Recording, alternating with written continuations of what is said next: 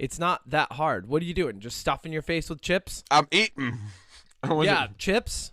It's a burger. It's a breakfast You're not burger. supposed to be eating on the podcast. That's rude to our listeners. Then they just hear your wet slapping. You're slapping of your lips. I don't care because it's delicious. Also, stop it. Hold on. Okay. What? New Bad Omen shirt. Just got to point that out. Oh, I love it. You're like a collector of Bad Omen's things. I really am. Continue, Kevin, while I finish my burger that I have like 2 bites left of, but you insisted we started recording. Nobody wants to hear you talk with your mouth full. Well, you're the one that Nobody. wanted. Okay. Nobody's ever wanted to hear it. No, I mean, you're People not wrong. started telling you when you were a child not to do that. Yeah. Here you are now. You're a grown child. You're just An doing adult? more of it.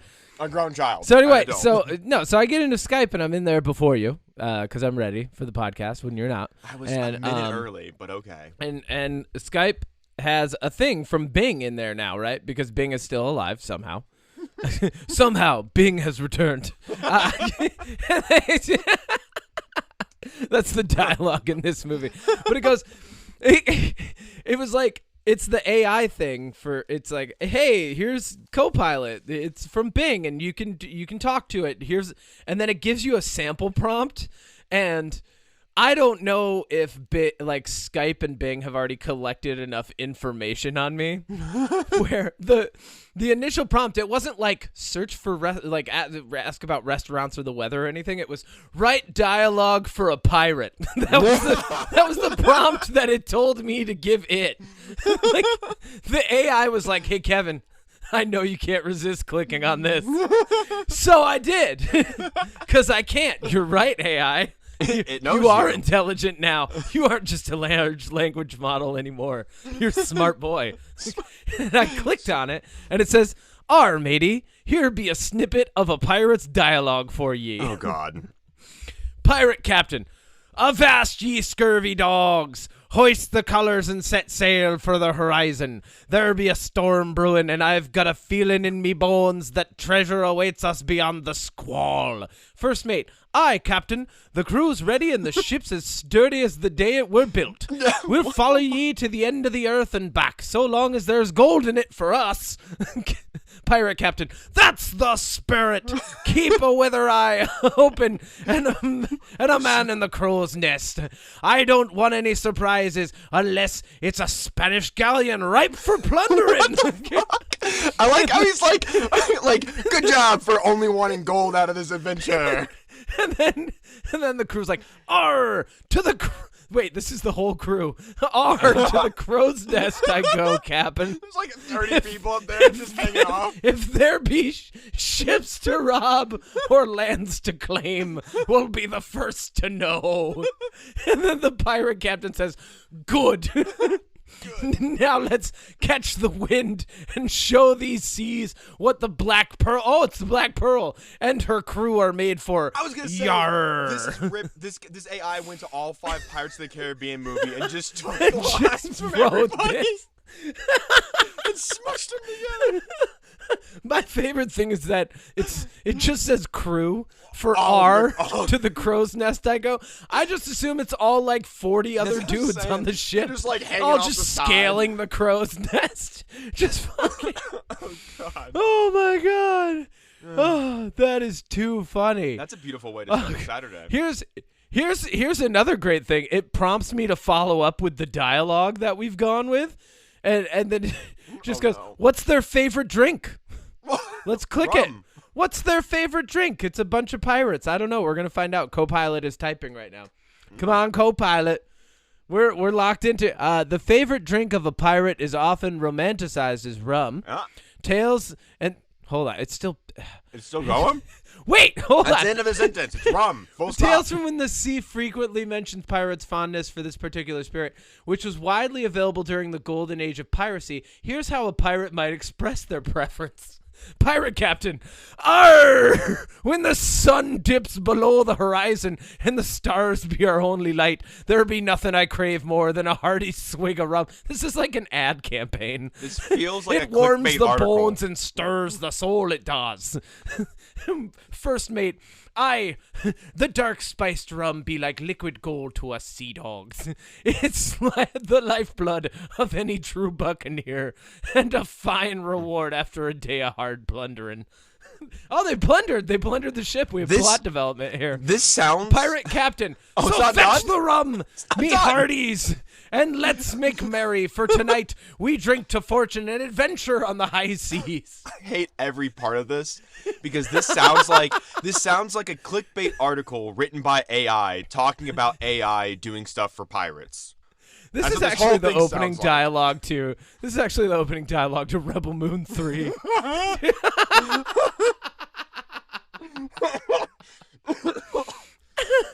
Oh shit, they're dead. Also, I just want to throw this out there, just from the way it's written. I can tell you right now, that first mate, he's a sleeper agent. He's like a plant from the government. The dark spiced rum, be like liquid gold to us sea dogs? No. Yeah, no. He if you said that, everyone's looking at him. They're like, to us sea dogs, eh? We don't refer to ourselves as sea dogs. We call each other sea dogs. We don't do this. We don't do that. It's the lifeblood of a buccaneer? Wait, I've never said lifeblood in my life. What does that even mean? Blood's a... Yeah. Oh, my God. All right, let's just roll. We're rolling the credits. We're rolling it. Not the credits. See you next week. No, not the Bye, credits. everybody. Opening credits. Oh.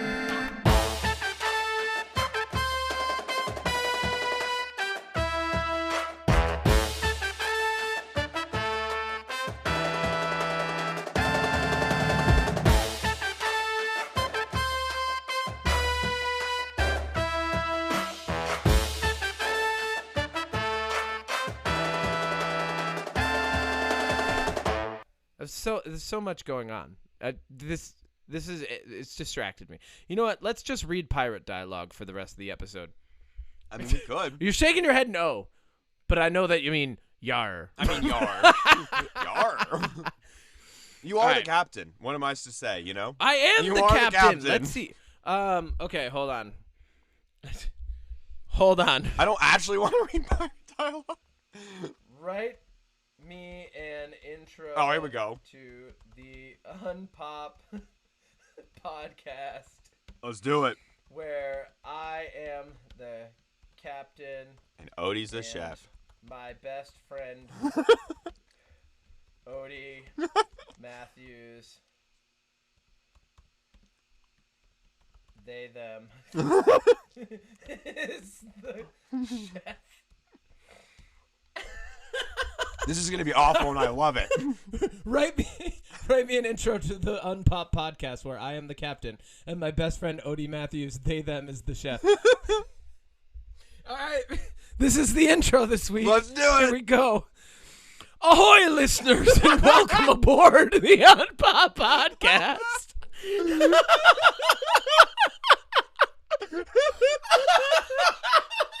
Ahoy, listeners!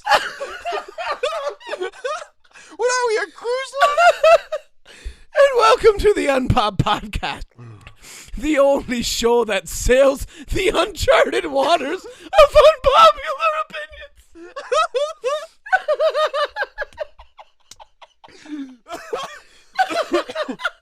I'm dying. I can't breathe. We have to edit most of this coughing and laughing out.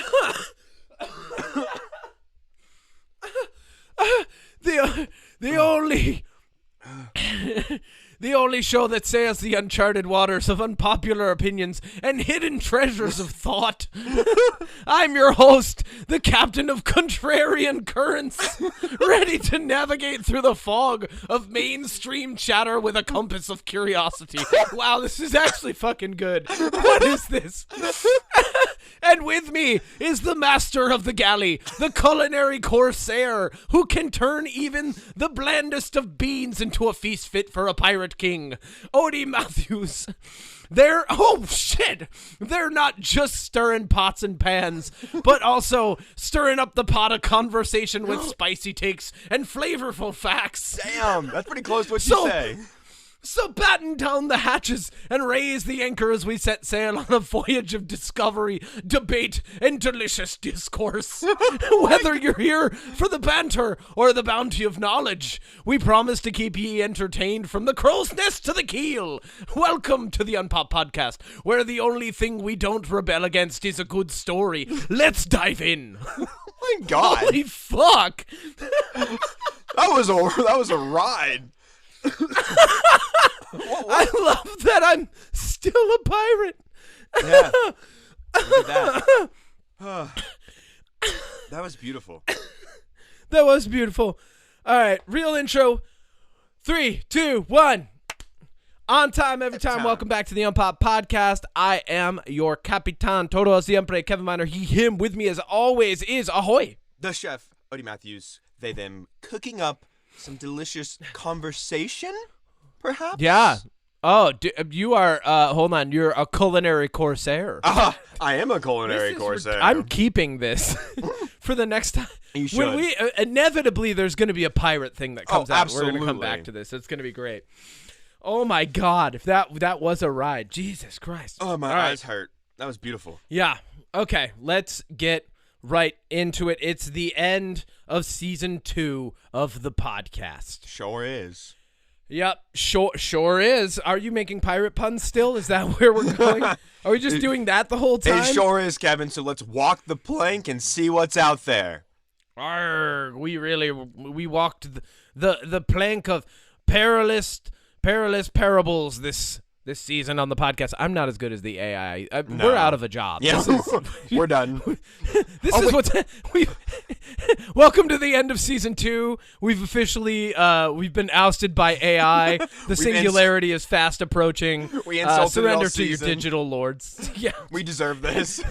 season 3 is just going to be written by the same AI that wrote Rebel Moon.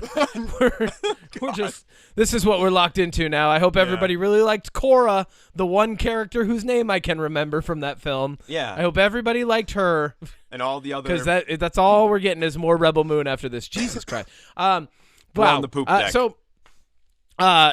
End of season 2. We've done a lot this season. Interviewed 2 people on your end. Interviewed 2 people on my end. Released one of them. One was Natalie Carr. Huge apologies to Ren. Ren, aka Izanagi, and I actually recorded months ago, but the doctoring of that and like the release couldn't get timed correctly, and then Ren had some new stuff coming out, and I was out of the country, so like I'm just gonna have to call him, and we're gonna re-record for next season. I'm just gonna be like, Ren, so remember we recorded in February, and I can't do anything with it. It's been 3 I got months. nothing, baby. It was such a good interview, but like there's a little hiccup in the middle. There's a lot of editing I had to do to that version of the podcast. It never came out on time. These are like there's little issues when you want to do something the right way that sometimes just throw it off and you have to start from scratch. Like we've done that before here. That happens with so many things in life, and I'd rather not release something that I believe to be subpar completely, even though it's annoying for me and whoever else, and re-record, then release something subpar. You know? I agree. Totally agree. Yeah. We have a standard of quality. Oh yeah. Here. I went and saw. So, you know, I do theater. I'm in the theater community. I went and saw a show last night. It's written by Mr. Sondheim, our favorite. He did Into the Woods, right? He's great, super talented. I did not get that show, nor did I like it much. And I got to tell you, I saw this show, Gypsy. Oh. And it's a classic, and there's a lot of classic numbers from it, and there's some classic scenes in it, and I can see that. But overall, the show as a whole, like just like if I watched a movie version of it now, I would probably have all the same criticisms. Like there's like they drop plot points. It kind of is like it progresses forward, but in a really weird way. And then like the toxic mother figure of the entire show just kind of gets forgiven in the end. The whole thing's crazy. But the biggest thing for me, and this is like, this is a funny thing about going to like community theater, because you're looking, and what I love looking for like the things that I love about it. And there were so many things about the show that I really enjoyed. A lot of the singers, a lot of the acting, a lot of like the choices with where they put some of the choreography. What's the plot of Gypsy for those of us that don't know?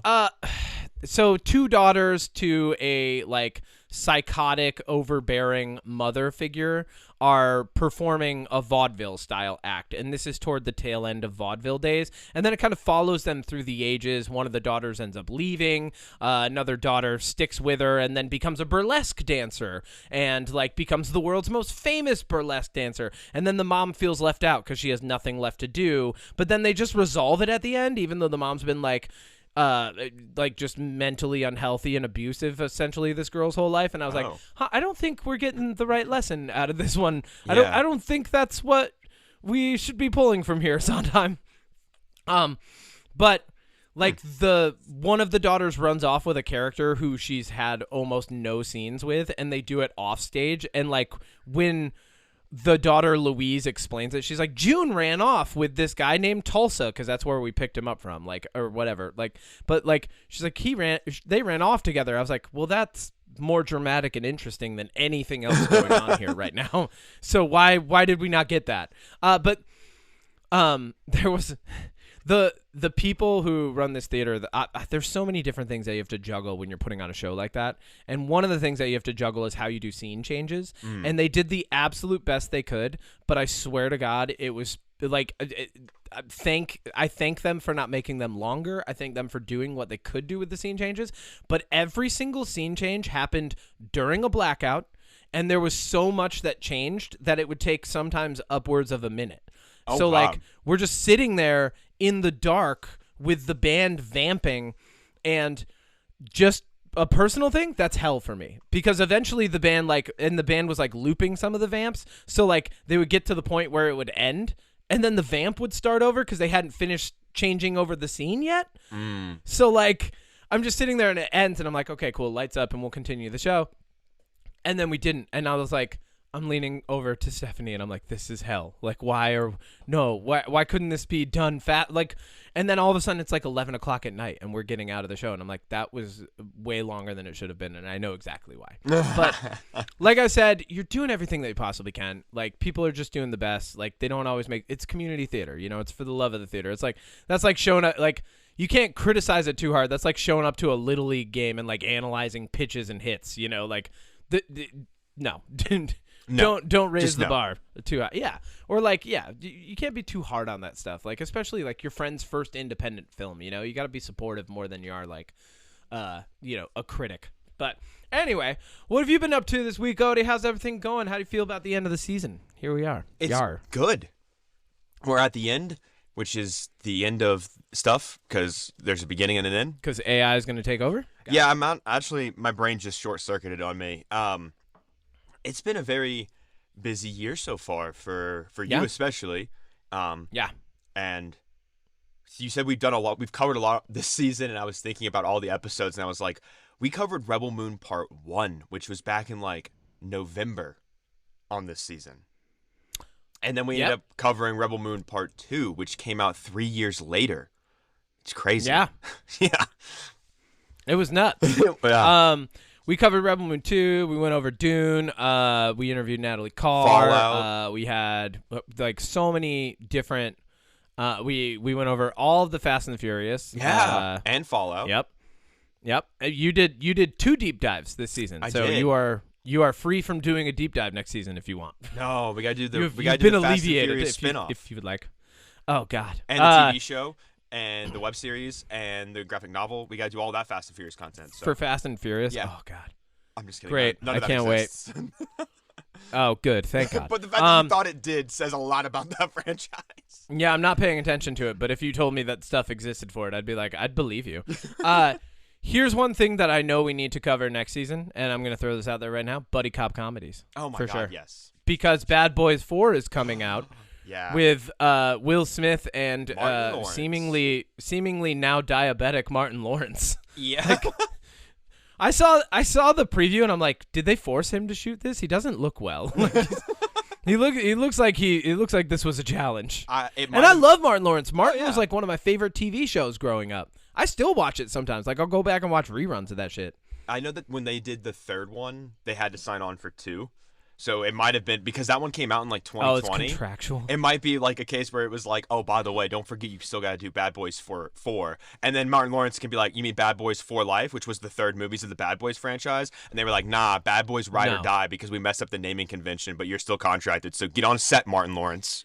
What like bad foresight that was. Bad Boys to fuck up. Bad Boys for Life. Isn't this the third movie? Yep. It's Bad Boys 2, Bad Boys for Life, Bad Boys Ride or Die. That's like Fast and Furious. It makes no sense. So dumb. But I'm excited for it. Fast and Furious 10, even though it's the 12th movie. Got it. Thank I'm covering. you. Perfect. I'll be covering. I was gonna try to do all 3 Bad Boy movies on Magnum Opus, but I think that might be too much of an undertaking for me at the moment. So I'm just gonna be doing the first. I'm just doing the first one. Actually, just the first one. I would say just do the first 2 because they're proper sequels, and then for the third, be like, and if you're interested in seeing the fourth one, here's 3 things that you need to know about the third, and that's it. Like, because the third does nothing. It doesn't really develop their characters. It's just like a detective shootout thing. That's it. Yeah. Like it's just a detective. It's a buddy cop action film. That's it. That's all it is. So we'll definitely do buddy cops next season. I'm gonna continue my deep dive into Warhammer, and then if there's anything else you know what I'm gonna do deep dive on? I was thinking about this the other day. I'm gonna be done with that A Court of Thorns and Roses series by Sarah J. Maas. The sexy books. And I have thoughts. I bet you do. I have so many thoughts. I have as many thoughts as if I would have read Twilight, and and not all of them are great. Actually, in fact, many of them are critical. I'm just like, as I'm getting further into it, I'm like, well, I have to finish this series now. But like, I just finished the third one, and I had the same reaction that I had to the second. I was like, there's some good stuff, but like ultimately, it's falling on its face over and over again for me. Yeah. There are some characters that I love, and I love a lot of the world building. Like I can tell, like very obviously Sarah J. Maas, super popular author, like really phenomenal writer. Like people love her writing. Some of it isn't for me, and that's fine. But like some of it, I'm just like, I don't know why this is falling apart like this. Did you plan for this to happen all at once? Yeah.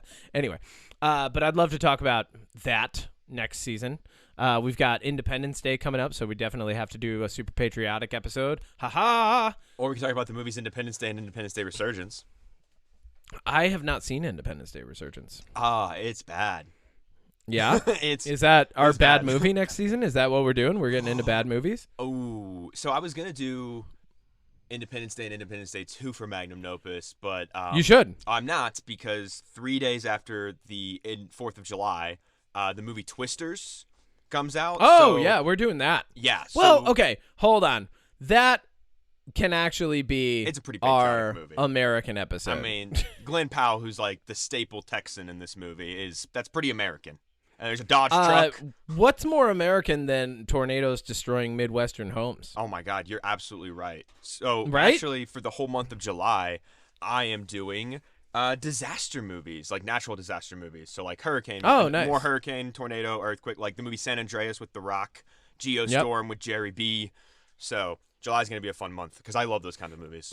I heard that natural disasters are going to start happening more anyway in the real world. So that's very topical of you. I'm glad you're keeping up with the times. Yeah, I tried to.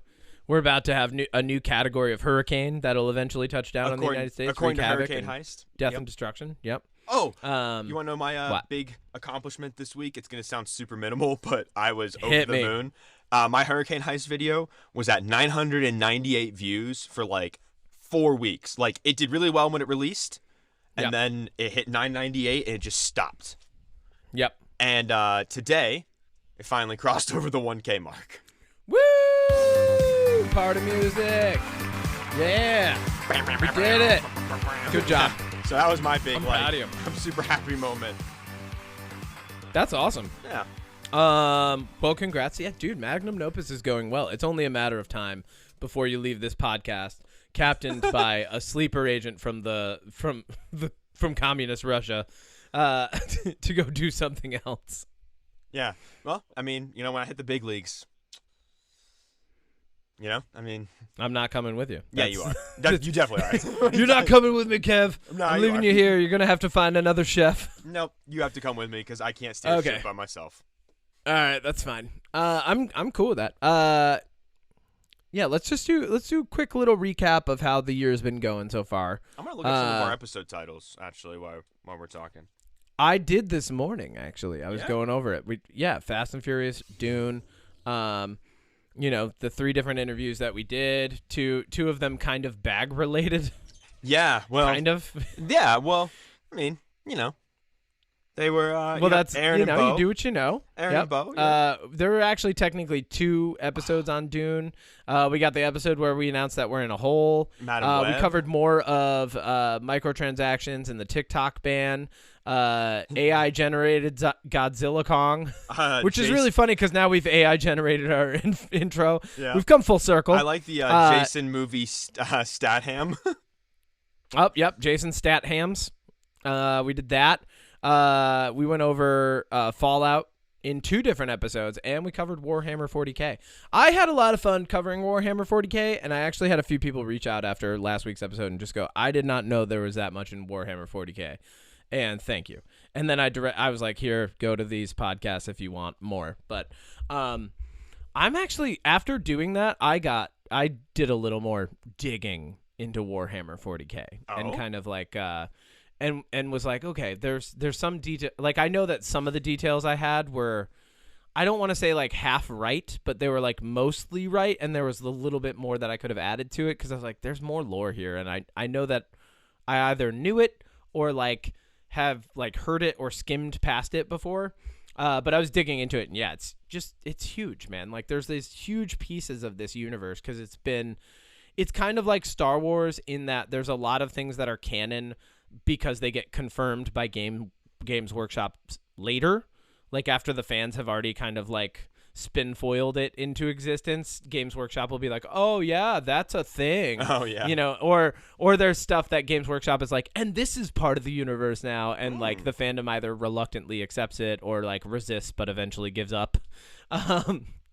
But yeah, so it's a super interesting universe. I'm honestly, the longer time goes on, the more intrigued I am to see what Henry Cavill ends up being in that universe and what he ends up doing in it, because he's a producer and because he's on like the acting side. I want to see where he falls on that, because when it comes to The Witcher and him getting into that, like he did a very good job, but then the execution on the other side I think kind of failed. Yeah. Right? Yeah, they changed too much. Especially the editing. Yeah, like the editing of the first season sucked.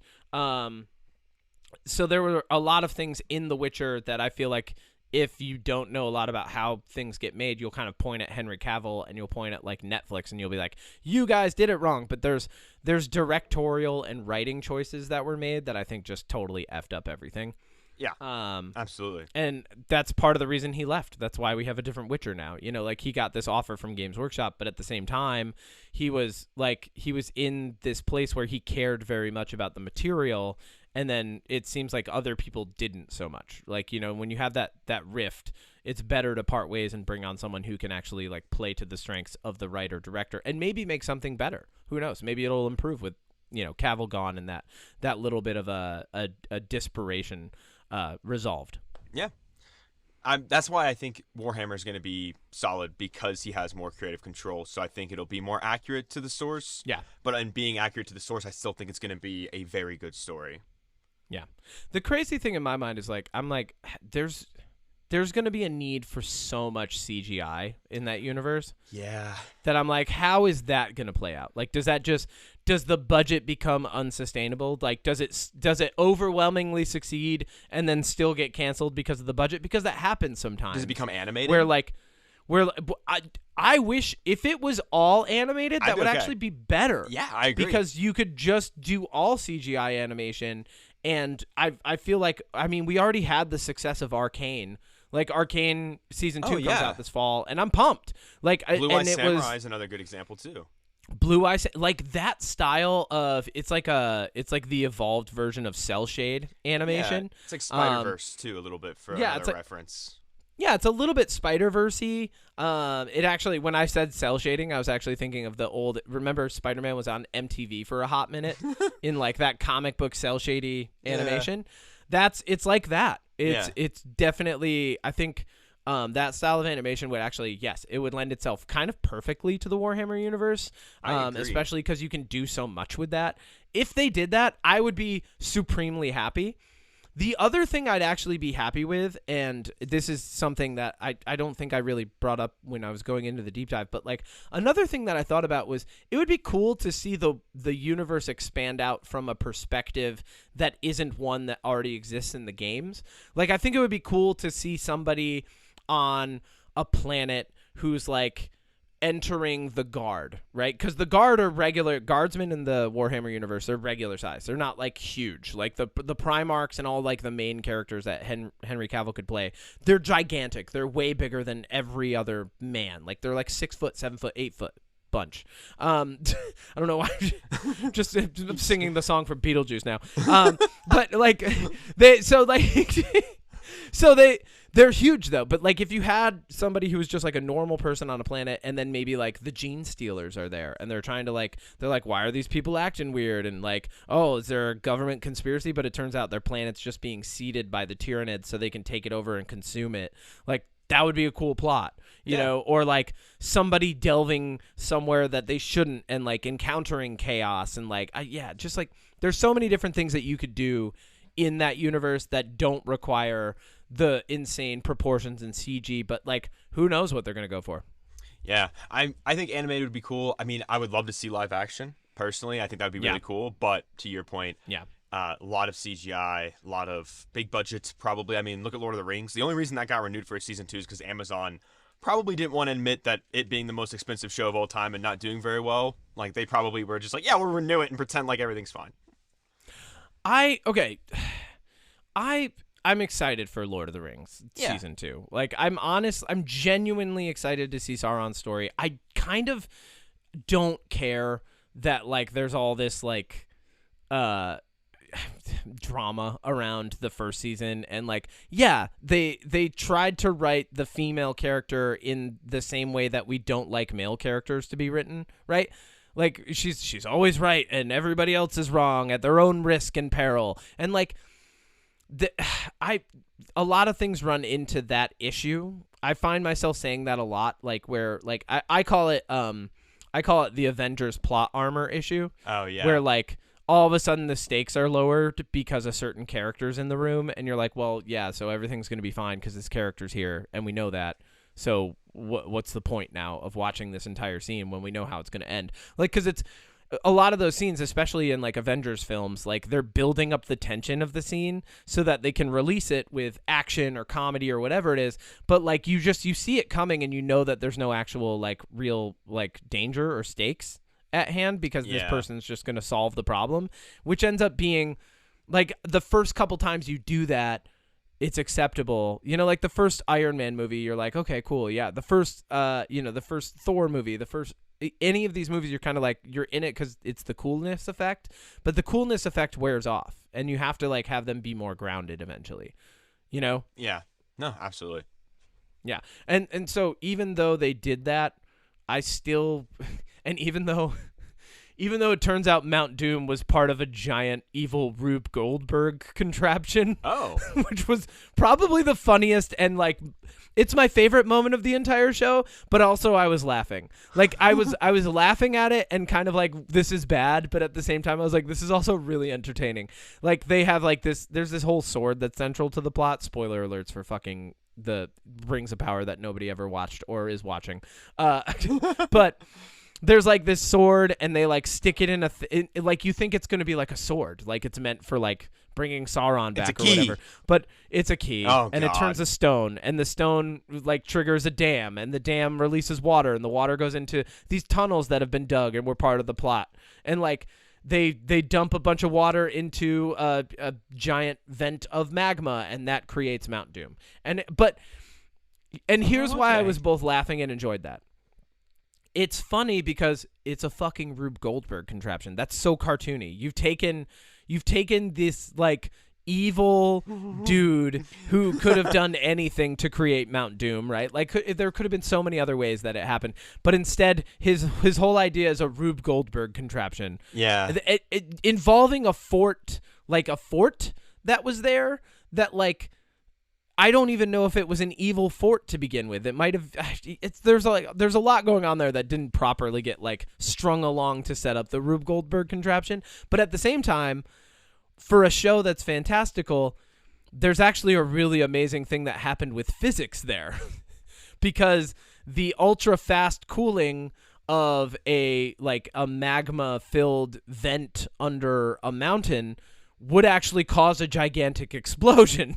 So like that was kind of cool. I was like, oh, that's way more real world than like Lord of the Rings has ever been.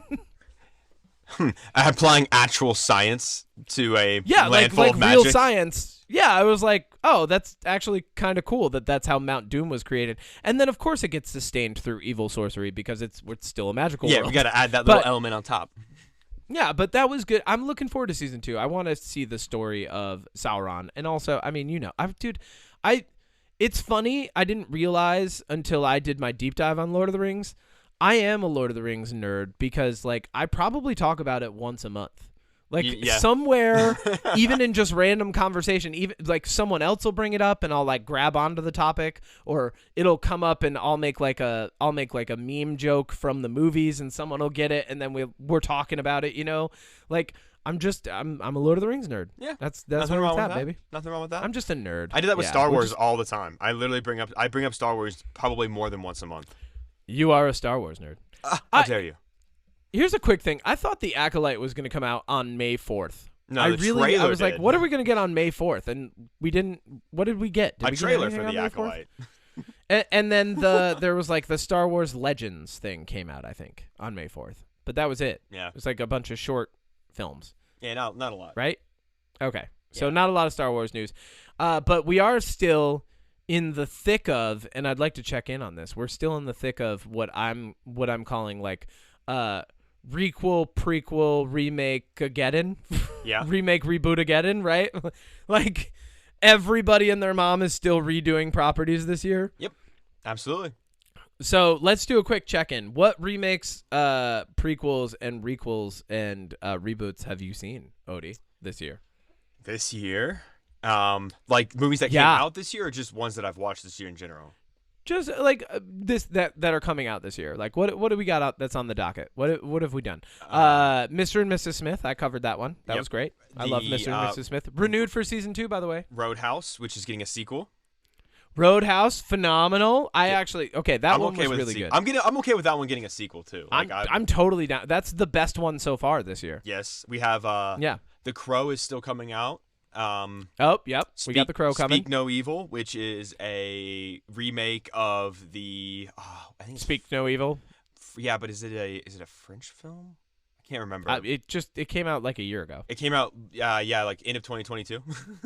That happens sometimes, though. I'm forgiving with that because like my favorite horror movie, my favorite psychological thriller is Funny Games. And I love both versions, and they came out within like a year of each other. The only reason that's fine. The Speak No Evil movie is like, it's really solid. I don't like it. It's very disturbing. It's just one of those that I'm like, this is a great horror movie, but it's also like, you can't really do anything unless you change some major elements. Like you really can't make that any better. Well, okay, so yeah.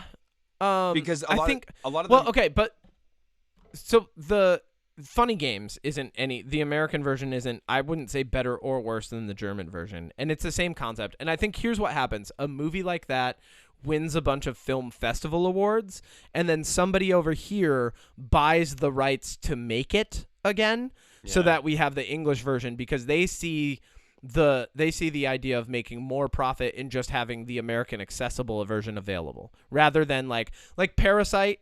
Remember, Parasite was like all Korean, like North Korean, and so there was still, I would say, even though it did really well and it won awards and stuff, there was still a good contingent of people that were like, I don't watch movies in other languages, and it's like, okay, well, fine. Yeah, that's a good point. So I'm fine with that. I'm forgiving on those fronts. Like if Parasite had gotten, the other thing is, I think if Parasite had gotten like an American remake, it doesn't hit the same because like there's huge cultural differences. But something like Speak No Evil is like, it's a horror film. You can remake that. You don't need to stress too much about getting everything culturally correct. That's a good point too. I'm looking up ones that are coming out this year, but we also have Twisters. Yep, we got Twisters. That's a sequel. Fall Guy. The Boys. Fall Guy. Fallout. Fall Guy. The Fall Guy is based off of the TV show. Yep. The Fall Guy. We've got what else came out this year? That we've been talking about. That's a requel prequel. There was the X-Men. Megamind had a sequel. Oh, that's cool. I liked Megamind. Apparently, it was really bad, and none of the original cast came back. Oh, well then never mind. I don't like it. Beetlejuice sequel. Yep, Beetlejuice. That's coming out.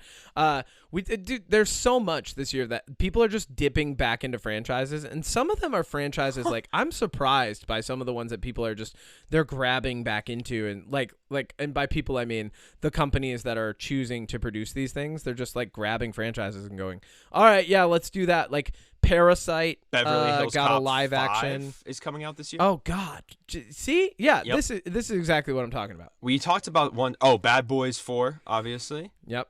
You can Someone somewhere is gonna do the Passion of the Christ because that always gets remade every year. There's a sequel of that gets rebooted all the time. It's getting a sequel from Mel Gibson and the guy and Jim Caviezel. The Passion of the Christ is getting a sequel.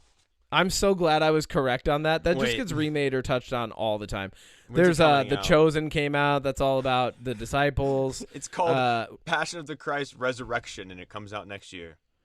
Oh my God, no! Because it's the 3 days after he got killed. Okay, got it. Yeah, Yeah, okay. that's all the ones I could find so far. Yeah.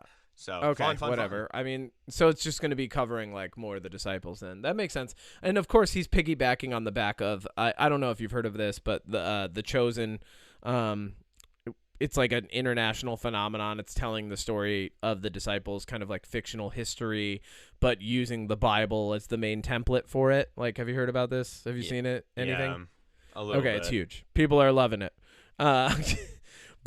And Jim Caviezel is Jesus in it. So there's that. Jesus. He's Jesus, baby.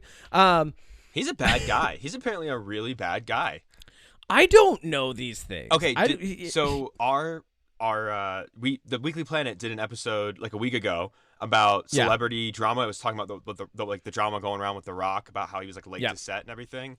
They covered that's a lot. A couple other like incidents and things that celebrities did, like Christian Bale yelling at that guy on the set of Terminator, like things like that. And one of the ones was Jim Caviezel, and they touched on it briefly, but apparently during the show that he was on called Person of Interest, he refused to be in a relationship with a person of a different color. He refused to do the plot storyline where they save a gay couple because he didn't believe in like he was homophobic and all that good stuff. And religiously justified in his homophobia. I'm putting justified in air quotes. And then the one that I remember reading about him, and I don't think the Weekly Planet mentioned this, so it might not be true, but the one I remember was that on the set of The Passion of the Christ, he acted like he literally was Jesus, apparently. Yeah. So it went to his head a little bit. That's ridiculous. Yeah, apparently he's just a bad guy. Bad guy. That's ridiculous. That's ridiculous. Yeah. Dude, here's a funny thing. So I went to go see the Ministry of Ungentlemanly Warfare, right? Yeah. I'm in the theater with a good friend of mine, and this thing comes up for Fathom events.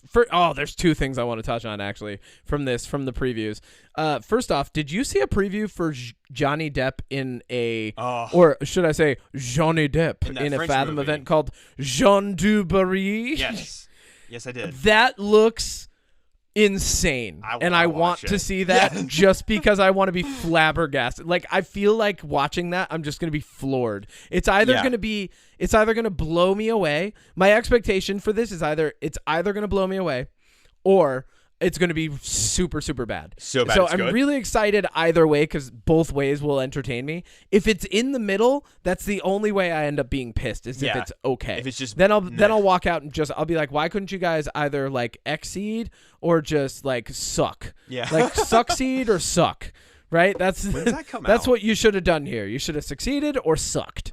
But yeah, so I was like, oh, that's interesting. But then an ad came on for like a faith event with like these evangelical guys who were like, it looks like they're going to do like the faith healer shit. on TV and like Oh. they're like, we're in a war for Christ and whatever. Like it's just two white dudes going around America. And I looked over at my friend, who is like, you know, like we're both Christians, and like I was like, all right, I gotta ask you, man, thoughts on that? And he was like, yeah, I'm dubious about that. And I was like, yeah, me too. Like, I don't like, and this is a funny thing. And this is actually a good episode to touch on this. You know, part of this season, I went to the Dominican. So you know, there was 2 weeks where Odie decided that they were on vacation as well. Yeah. And it was wonderful. It was great for them. But while I was down there, you know, there are a lot of things that happen that kind of define your relationship with like your faith for not just like your faith in something bigger than humans, but your faith in humankind as well.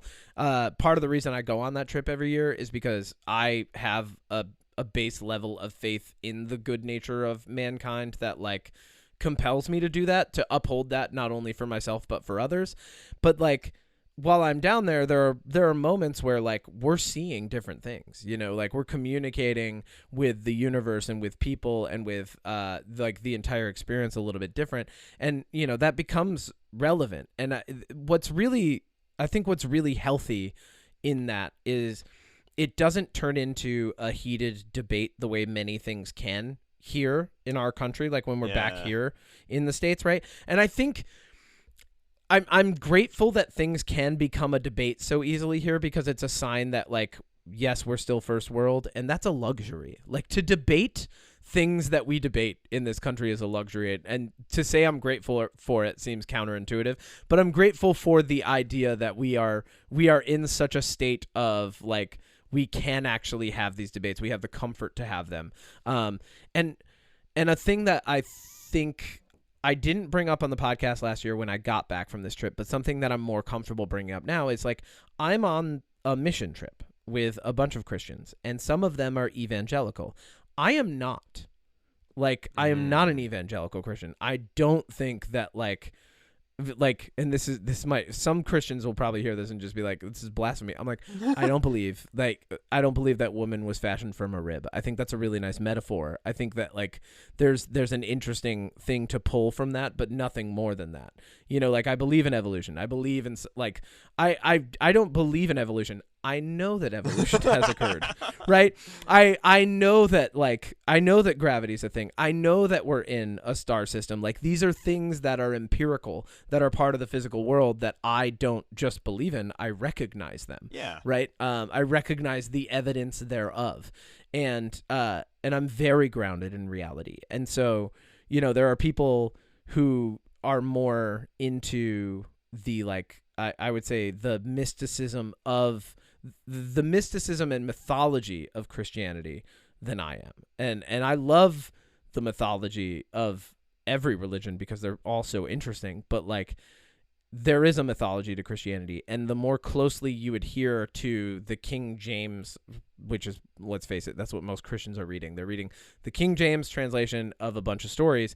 The more strictly you adhere to it, the more your faith becomes based on mythology and not method. You know, in my opinion. But at the same time, I'm on this trip, and I'm not going to, you know, like I'm going to their main church tomorrow in New Hampshire, and like I'm going to be part of a presentation where we talk about the trip and like what it means and how it's affected us and things like that. And all of us have different experiences with like faith and different things like that. Totally. I actually was having a conversation with somebody at work, kind of along the same line. So yeah. Very interesting. And I think we need more of that. Like, we don't need more of people. I don't think we need more of people brushing conversations aside by going, well, I see both sides. I see both sides, Kevin. Like, I think we need more. I see both sides of your argument right now. My eyes can look in two different directions, and I see both sides. And I agree with whatever you think I agree with. Perfect. Well, then agree with this, baby. I think we need more discussion, and it actually benefits me a lot, psychologically, emotionally, and spiritually, to be with people who I think are even more faith-based than I am. Interesting. Because what it does is it shows me that perspective, and it shows me the parts of it that, like, there are still parts of it I don't identify with, even after being on these trips. And there are parts of it that, like, resonate with me deeply. And a lot of it comes down to, I think, you know, it's a classic moral in movies, and it's a classic thing that gets brought up, but, like, finding the things you have in common with someone who has different opinions than you is more important than, like, expounding upon all of the differences of opinions, right? Especially when it comes to things where we're moving in the same direction. Our goals are the same. We just think about them differently, right? Like, Yeah. I think it's very important to find your commonalities with your fellow men on this planet, your fellow not men, your fellow humans, right? Our fellow people. It's more important to find the commonalities than it is to allow differences to put up walls. Yeah. And so for me, as someone who's not a mythologically faith-based Christian, like, I adhere to Christian doctrine in that, like, in my mind, I'm following a lot of that story. And you could, some people would, like, poke at that, especially, like, atheists and agnostics love to have this conversation. And, like, when it comes down to it, they're like, well, you're not fully Christian because you don't believe in God, and you don't believe in, like you don't believe in all these things wholeheartedly. I'm like, well, like, there's a lot to be said there and unpack, but at the same time, just because you have a different perspective and a different interaction with a faith doesn't necessarily mean that faith isn't part of who you are. No, you're absolutely correct. Yeah. So, but that was an interesting thing in the movies with these two guys that came up, because both of us, you know, and I would actually say, you know, my friend I'm with is, you know, they're more faith-based than I am even. Like, they're and so, like, I asked them because I'm like, all right, well, what do you think about these guys? And that's a big thing because there's all these mega churches now, like, and there's all these people that are making tons and tons of money. Okay, I'm so glad you mentioned faith-based. I'm so glad you mentioned megachurch because, okay, you told me an idea you had for a movie that was, like, horror related. I don't want to say it out loud because, you know, it was your idea. Don't say it. Yeah, but I think it'd be really fun to write a TV show. I don't want to write it. I should preference that. So if somebody wants this idea, hey, guess what? Here's a free idea for you because I'm never going to do this. I want an office-style sitcom about a megachurch. That already exists. What? Righteous It's Gemstones? called the Righteous Gemstones. Okay. Yes. But, yes. It already exists, baby. Yes, you're right. No, yeah. I know what you're talking about. You're talking about, like, a budding, like, behind the scenes mega church. Yeah, like, yeah. literally, like, office style, Yeah. like, real people, like, Yeah, super with, mega like, church the pastor. youth group leader. Yeah, like, Yeah. just, and I want every cliche and every, like, mega church, like, stereotype thrown in. Here's what I'll say about that. There's only two ways you can go with that, and I'll call these routes. I'll call them Ben Shapiro and South Park. Oh. Those are the only two ways that you can go with this. Both end up being a farce, right? Yeah. If you go the Ben Shapiro route, you're leaning into the Christian message, right? You're leaning into that, and you're making all the jokes less funny and unironic in that they're probably going to be poking fun at, like, people who are different from Christians, right? Because that's the Ben Shapiro route. That does have a built-in audience. We know this. Yeah. They have Trump stickers on their trucks. They have seriously, these people exist in the world. Like I'm not going to pretend that they don't. Like, yeah, you know, you're not wrong. Like these people who are that lean conservative, lean Republican, and are very, very emotionally attached to that identity. They are going to love the Ben Shapiro version. And then there's the South Park version, which is making fun of Christianity, which has a built-in audience as well, right? And what I would say is that audience runs a spectrum of, like, moderate to, and both audiences have a moderate side, but both audiences run a spectrum to, like, a very far extent. And that version, the non-faith based, like the one that's a parody of the faith, would be leaning more into, like, the Rick and Morty crowd, right? That's where you want to eventually get to, but like, that eventually runs into its own extremes as well. Yeah. I mean, like I said, I don't want to write it. I just think it'd be kind of funny to see that. Oh, I think it'd be hilarious. I would want to go the South Park route, though. I think that would be the way to go, personally. You want to go the South Park route? Yeah. Well, you have to. Yeah. Right. Like, I mean, You like that's the only way to like if you go the Ben Shapiro route, you eventually corner yourself in with the doctrine that you're preaching, rather than if you go the South Park route, you can expand out in any direction, right? Exactly. It gives you more freedom to move, creatively speaking. Yeah. So I'm with you on that. Okay, let's chat because we both are looking forward to what we're doing for the rest of the year. What is like the movie or series or thing that you're most looking forward to in the rest of 2024? This is like a nice little halfway point. It's almost June. There's a lot going on. That is a good question. Let me... Thanks. Because the one that I was the most excited for, and I definitely mentioned this on the pod multiple times, was Fallout. That was the one thing that I think, for me, was the most, like... anticipated. I would say I know it might end up being the one that I might be the most excited for browsing this list of movies coming out, but I am legitimately over the moon, incredibly excited, over the top ready, cannot wait for the movie Twisters. Like I am weirdly so on because and it's not really a secret. I mean, I've said it before, like disaster movies about like natural disasters like hurricanes, tornadoes, earthquakes, rock slides, volcanoes, comets hitting the earth. For some reason, those movies to me are dumb. Like they're always dumb. I don't think even this new Twisters like has that level of like, okay, there's two Twisters, they combine into one and then it catches on fire. Like, all right. And like, let's be honest, as somebody who like grew up in the Midwest, tornadoes aren't like they're not common enough where like a storyline this could exist in real life where like over the course of a week in one city you get to see like 8 tornadoes. Like that's just not really, and that's not really possible. So movies like that just always are like, they're just such a roller coaster. Those are the definition of a roller coaster movie to me, you know? Yeah. Okay. So Dune already came out. So I think that's my favorite movie of the year. Like so far to this point, Dune is my favorite thing that's happened this year. Okay. Straight up, right? I am excited for Lord of the Rings: The War of Rohirrim, which is going to be on Prime. Yep. It's going to be animated, which I'm very excited about. I always say, one of my catchphrases should have been an anime. Yep. I think we're going to get the answer to should the Lord of the Rings have an anime. Very excited for Furiosa, a Mad Max saga. I'm interested. I'm curious. Yep, very excited for that. I saw recently that what's her name? Anya Taylor-Joy. Anya Taylor-Joy only has like 30 lines of dialogue in the movie. I read that, yeah.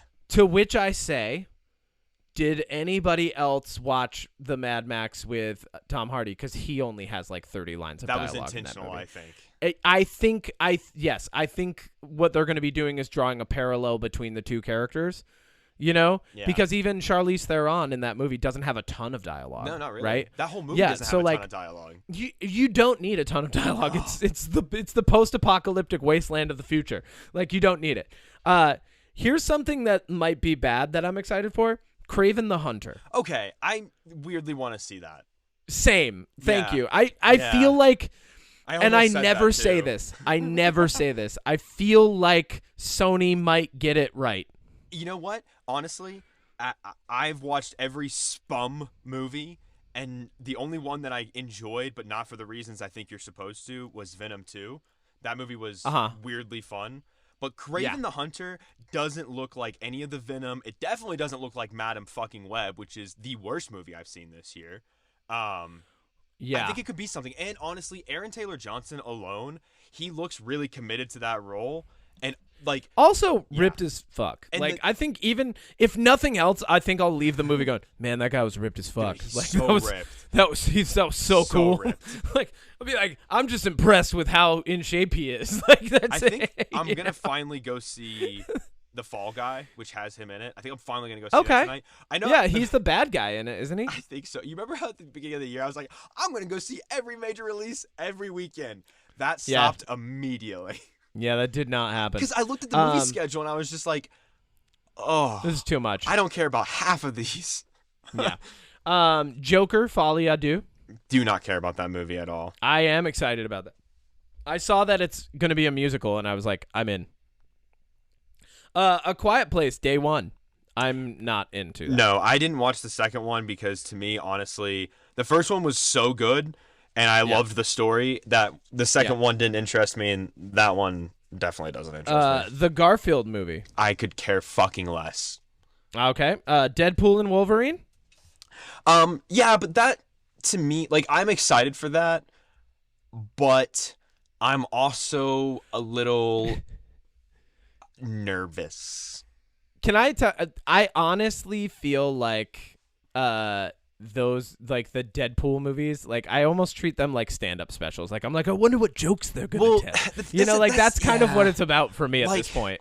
I gotta be honest. The first Deadpool, like the first two Deadpool movies, they're fine. Like they are exactly what they need to be. It's Ryan Reynolds. I think the first Deadpool movie is the best Marvel introduction of a character we've ever seen. Yeah, I mean, okay. But the movie, like both those movies, it's literally just fourth wall breaks and reference and look at my butthole and look at your balls and that's like the comics too. I don't know. Do you read the comics? Yes. Hold on. I'm just saying that like that is exactly that. Those movies are exactly what they need to be because they are exactly true to the character and the character in the comic book. But for me, an hour and a half to 2 hours of nonstop it gets a little tiring sometimes. Yeah. And like I get that some people like it because again, source material, it's accurate to the source material. We love when things are accurate to the source material. I'm just saying that for me personally, it's a little much sometimes, and this third one looks good, but it's also got Hugh Jackman, and I feel like it's just going to be a lot of Ryan Reynolds, Hugh Jackman jokes just in Deadpool fashion, and that could get old after a while. Yeah. That makes sense. I totally get that. Like, I honestly, like I said, I go see them because I'm like, I wonder what jokes there's going to be. Like, I'm not going like, I wonder how amazing a Marvel film this is going to be. I'm like, I'm here for the jokes, baby. That's it. Alien Romulus. Oh, yes. That's from the guy that Don't Breathe. That could actually be really good. And it's a young cast. It's all like, like teenagers and stuff. Yep. Arthur the King. That's about a dog. That already came out, and it looks bad. It's Mark Wahlberg. Okay. What else we got? Atlas. That looks low budget. Atlas. Aurora. Berserker. That's a comic. It's Keanu Reeves. It's Keanu Reeves. Yep. They're supposed to make a movie at some point, but Bad Boys. We already said. Beetlejuice. I'm relatively excited for. I'm legitimately excited for Bad Boys 4 though. Like that movie looks really fun. I'm not. It looks like the comedy is like old man comedy. That's just not gonna. It's gonna be like, isn't it funny how different these generations are? Ha ha ha ha ha ha ha ha. Like, I'm excited because the action looks so stupid. I think I'm gonna enjoy it. The action in a Bad Boys movie is the reason to watch a Bad Boys movie. If you're watching it exactly for anything else, because like it's not peak level Will Smith or Martin Lawrence comedy. Both of them have been funnier in other things. So. Yeah.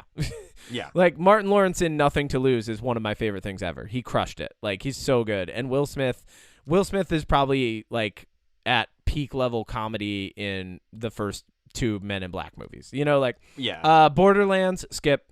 I mean, I'm going to watch I'm skipping that so hard. I probably won't. Well, I guess I'll see if I watch it. I loved the first game. I loved playing the first Borderlands game. And I really, who's the little girl? What's her name? The actress. She's phenomenal. Oh, she was in Barbie, and she was in the Barbie 65 movie with Adam Driver. Yeah. I don't remember And she's her name. little Wolverine, and she's no, she's not Gamora. Oh no, she's little Gamora. Little Sorry. Gamora. Daphne Keane. She's little is Gamora. Little Wolverine. Yeah. No, what's her name? I forget, but she's in it. About. She's great. Yep. Camp Pleasant Lake comes out this year. That's obviously a Jason thing or something. A prequel, maybe? I don't know. A couple breathes life into a new camp, 20-year mystery. Some events unfold. They must confront a brutal crime. Oh, no, that's Pleasant Lake, not Crystal Lake. Lake. Challengers, I do want to see. Civil War, I have not seen and want to see. Clue is getting remade. That's not going to come out but that's not this year. No. That'll Jason be next Bateman year. And Ryan Reynolds. I think Jason Bateman is directing Ryan Reynolds in that. Okay. And Jason Bateman's a good director, I think. So that seems good. Yeah, I'm down with that. What else we got? Dragon's Lair, the movie. Nope, skip. Drive Away Dolls, Dune Part 2. We already saw. It's great. Dune Prophecy got a trailer. Oh, you know what? Fantastic Beasts and Where to Find Them 4 apparently was announced this year. So that's crazy. No way that's happening. It's not coming Half out. of No, that cast Ghostbusters is... already came out. Yeah. Ugh. Gladiator 2. Oh, is that Skip. actually coming out though? Yes. Pass. And I will skip that one. Harold and the Purple Crayon seems fun. That's a kid movie. That movie looks so stupid. It's Zachary Levi. Well, it's a kid movie. Yeah, it's just like, well, yeah, I'm not going to like if another kid's movie. That's the Ryan Reynolds, Steve Carell, Imaginary Friends that apparently John Krasinski wrote during lockdown in COVID. Yep, and then there's the horror version of that that's coming out this year as well, Imaginary, where a woman returns home the bear? to discover Chauncey. that there's an imaginary friend that's gonna F people up. That already came out? Yeah, it wasn't good. Okay. Immaculate. Wasn't about good. Immaculate Conception. That's a Sydney Into Sweeney. the Lost Lands. Inside Out 2. That's fine. I mean, yeah. It's another. The feelings are back, and this time there's more. 10 years that's too every. late. 10 years too late. Well, that's every. Pixar sequel. Pixar movie at this point. Yeah. So it's just like the same thing that they've been doing for Moana forever. 2 is apparently coming out this year, and now that's fine. this is not a secret. I'm very open about this. Moana is my second favorite movie of all time. I have a tattoo dedicated to Moana. Technically two, because one of my tattoos is done in a Moana fashion.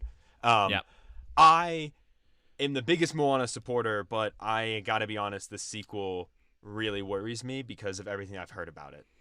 Yeah. And if they ruin the property, I'm gonna be pissed. Yeah. Okay. Long Legs. That looks good. Oh yeah, it's a crime thriller.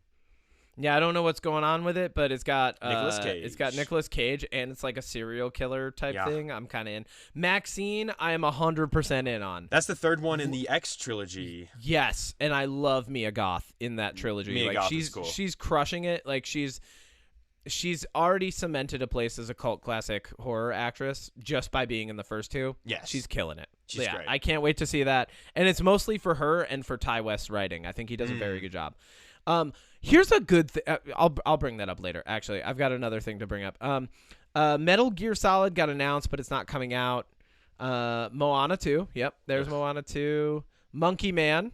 I'm excited for that. Oh, that was Dave Patel. Yeah, or Dev Patel. Yep. Sorry. Mufasa, the Lion King. Pass. Yep, we'll see. We'll see how it does, but whatever. Ooh, the National Theater Live is doing The Motive and the Cue, so that's cool. I'll see that. Yep, that'll be good. Nosferatu, I will see that. Yes, Willem Dafoe. Yep. Ordinary Angels. No, pass. No, pass. Yeah, none of that looks good. Persephone. Nope. No. What? What is going on there? Yeah, no. Players. Nope. Skip. Reagan, a drama based on the life of Ronald Reagan. Pass. Ryan Reagan. Right. Rebel Moon Part 2, Scargiver. We saw it. Pass on Rebel Moon forever. We're not even watching the original one. Red One, a shocking J.K. abduction Simmons. to the North. Yeah. Chris Evans, no. The Rock. Yeah. It's a Santa movie. I did see Ricky Stenicki. It's fine. It's fine. I saw that. It's fine. It's fine. Yeah. It's fine. It was okay. Salem's Lot. I've seen why all the reboots? It's a Stephen King novel. It's a horror about. Yeah. Okay. Skip on Salem's Lot. Shirley. Nope. Silent Life. The story of the Lady in Black. Pass. I guess it's the Lady in Black claiming to be the last love. Whatever. Sonic the Hedgehog 3. Yes. I'm all in, baby. All right. Cool. Knuckles is a pass, though. Don't watch that. It's bad. Spaceman. Did that already come out? Spaceman. Oh, with Happy Gilmore. Adam Sandler. Yep. Yeah, it already came out. It was, Oh, okay. There's Speak No Evil. We've already talked about it. Spread the Light. Spider-Man Beyond the Spider-Verse, but that'll come out next year. Definitely that won't come out this year. You know what was supposed to come out this year, but is not? What? Star Wars Rogue Squadron. Oh, God, Patty Jenkins directed. Yep. Not happening. Yeah. Tarot. I do. I'll see it when it comes out on apparently streaming. It was bad, but I haven't seen it yet. I'll see it when it comes out on streaming. Your favorite movie of the year? I'll skip it. I'm not saying the title. The what? Your favorite movie of the year? I'll skip it. I'm not saying the title. Yeah, no. The Crow. I'm interested. I'll see it when it comes to streaming. Apparently, The Division was supposed to get a movie this year. Oh, the game? The game, The Division, yeah. The Fall Guy, The First Omen. The movie that I skipped was The Beekeeper. You love it. It's your I movie love of the The year. Beekeeper. Yeah. I thought you were talking about Madam Web. I thought you were doing a joke. No. Yeah, Beekeeper was good. That was a good movie. The Beekeeper. That was a good movie. I like that movie. Yep. He throws a pot of honey at a girl's head and knocks her out and then sets her on fire. It's a good movie. Yep. Oh yeah. Yeah, that's great. The Ministry of Ungentlemanly Warfare, which we're going to talk about in a second. That was good. I actually enjoyed that. The Strangers Chapter 1, I'm in. I'm out. Because I liked The Strangers. No, you want to know why I'm out? Hang on. And Why? then let's talk about Ministry of Ungentlemanly Warfare. All right, I'm just seeing if there's any other things that I can announce that are coming out this year that we might see. Strangers Chapter 1. Because we're doing a check-in on this. Okay, that's what I thought. The director... Transformers 1 is coming out, apparently. Oh, yeah, sure. Nope, skip. Skip on that. Undying Love? Nope.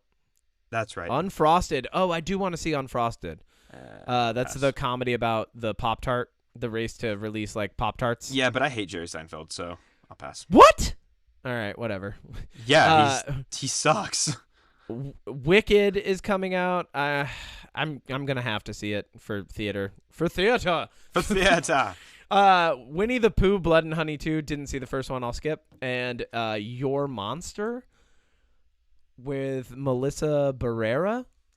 Actress Laura Franco finds her voice again when she meets a terrifying yet weirdly charming monster living in her closet. Okay. Interesting. A romantic comedy horror film about falling in love with your inner rage. Interesting. I'm intrigued. All right.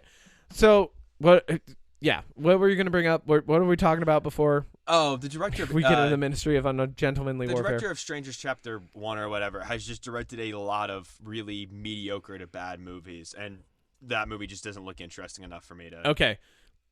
Let me be 100%. The Strangers 1 is... From 2008.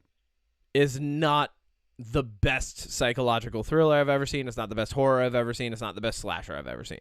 However... it was just unconventional enough that I still enjoy it, and I have watched it again since the first time I watched it, and I was like, oh, yeah, this was actually pretty solid. It's a different director, though.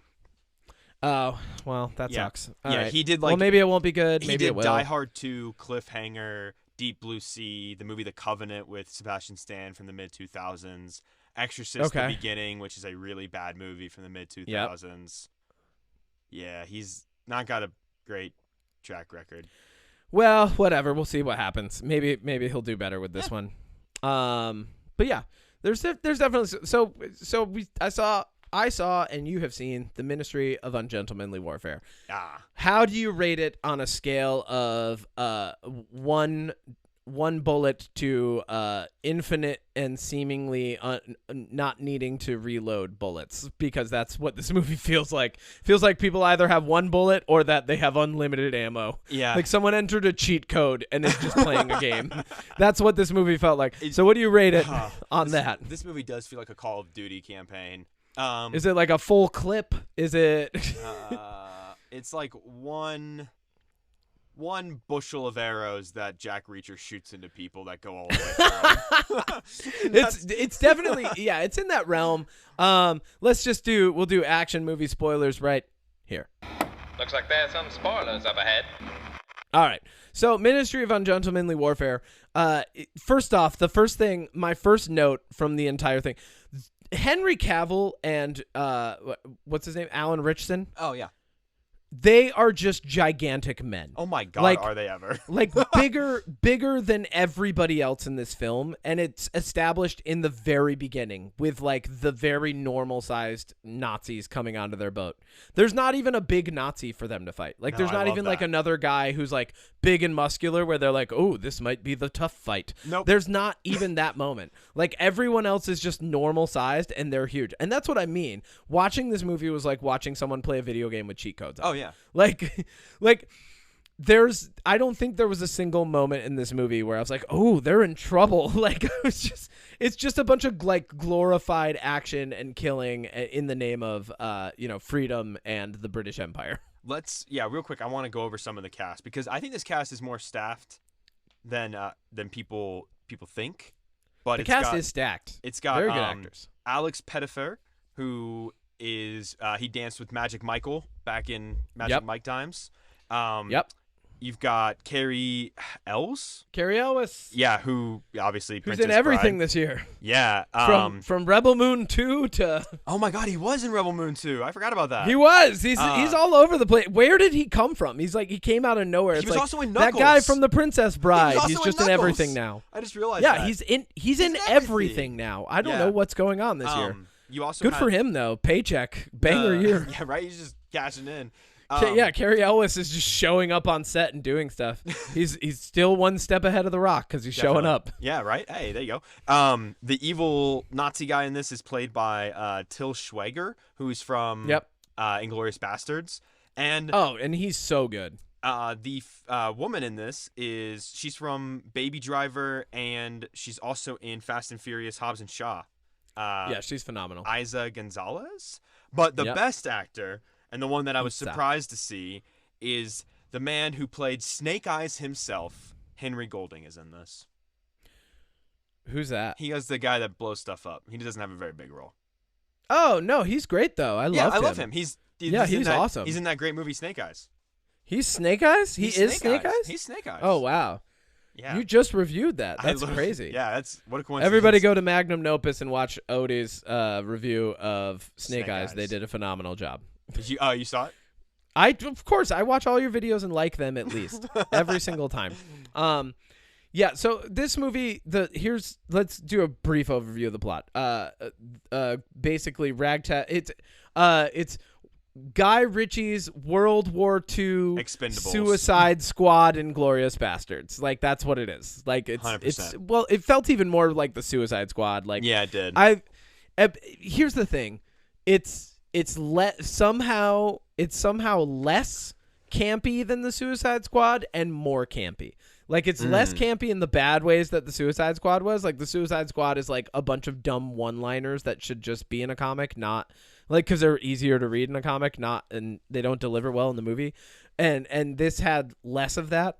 But then it's more campy than the Suicide Squad in that there's a lot of moments that are just fun and like lighthearted and like just a simple joke, and then you move on. Like it doesn't do anything for the plot. It's just like a nice little haha, and then we move on. My favorite, my favorite one. I'm sorry, but my favorite one. No, hit it. And it's not even that funny. But when they rescue we did full spoilers, but one of the party members they have to rescue at the start.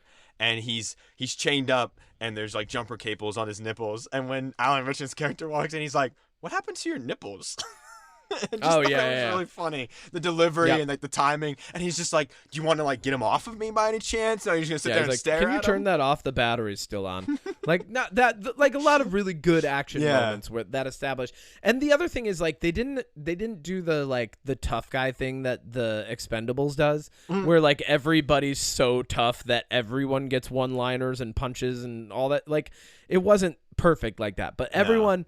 Here's what I will say. If you put a gun in the hand of any character in this film, problem solved. Like it's very much the same thing I was kind of complaining about in the beginning, but at the same time, like I don't care. Like it's fine. Like I mean, it's the legend of these guys who ran around with like apparently the world's first semi-automatic sniper rifle or silenced rifles. Yeah, and we're just killing people. Well, I mean, most of the action scenes are literally just the characters walking with the gun and just shooting in one direction, shooting in the other, and like they're just casually strolling as they're shooting people. Yeah, it's like, oh, I didn't know that could work so well. Let's just try it.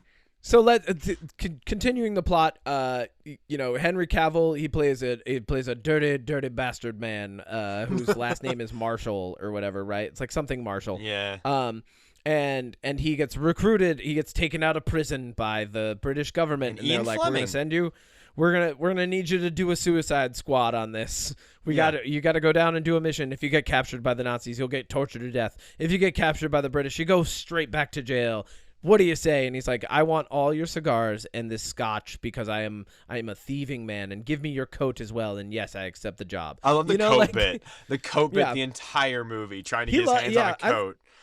I love that they gave so him Guy a Ritchie. thing. His thing is like I want that coat.